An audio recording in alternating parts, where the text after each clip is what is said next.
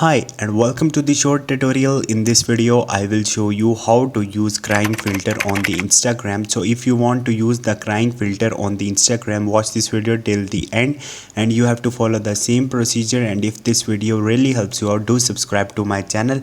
So this is basically not a filter by the Instagram or on the Instagram, but many people are recording their videos and upload it on the Instagram. So how you can do it? First of all, you have to open your Snapchat and log into your account.